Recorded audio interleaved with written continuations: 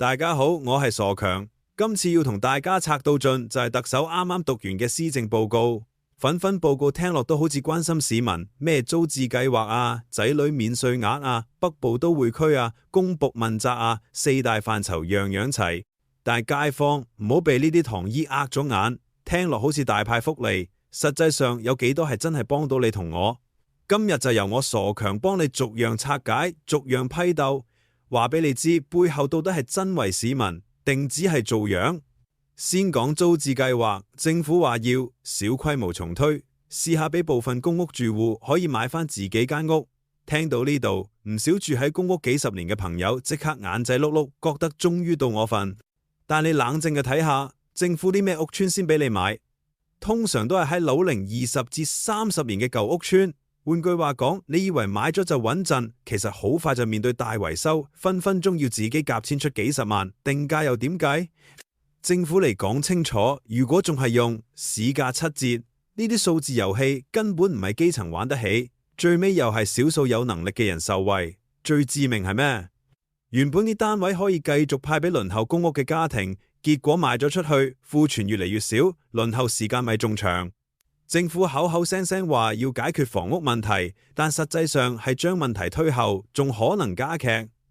再嚟講下仔女免稅額，政府話延長同增加仔女免稅額，仲吹到自己好似好關心年輕家庭，鼓勵大家生仔，聽落幾動聽。但係街坊，你睇下有幾多基層家庭本身交得起稅呢？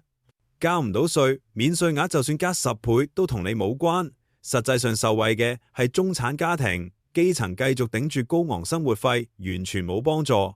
至於鼓勵生育，係咪一個免稅額就能解決呢？我傻強同你講，完全係廢話。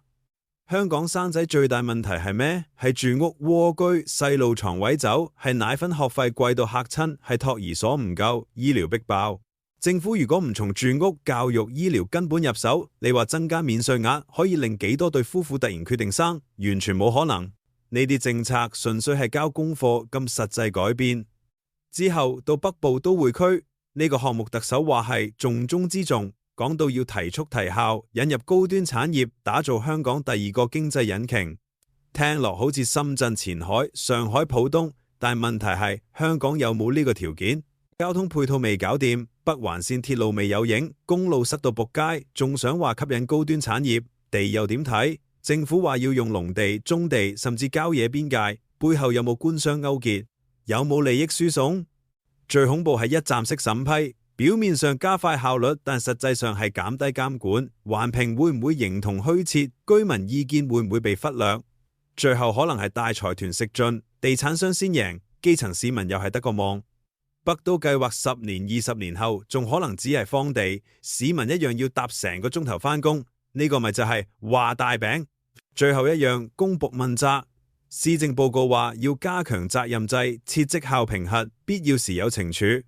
街坊，你聽過幾多次？過去咁多年，幾時見過真係有高官因為政策失敗而俾人炒？有就算炒，都係轉職，另有任用玩音樂椅。最終啲人需要真心承擔責任。至於咩績效指標，通常都係佢批出幾多幅地，完成幾多會議，數字靚仔就算成功。但係公屋輪候有啲縮短，醫療輪候有啲改善，基層生活有啲好過，呢啲永遠唔係指標。政府玩數字遊戲，市民得個氣憤。總括一句，今次施政報告表面上咩都有，實際上嘅一樣係針對根本問題。租置計劃只係將責任推俾住戶，子女免稅額係中產福利，基層冇得益。北都係畫大餅，官商有數得計，公僕問責就永遠係口號。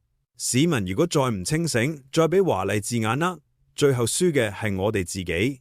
街坊，我傻強講到尾，施政報告年年有，但係真正落到你我身上嘅，實際得幾多？大家自己㗎。留言同我講下，你點睇呢份報告？係咪真心幫到你啊？定係有一份大話精功課？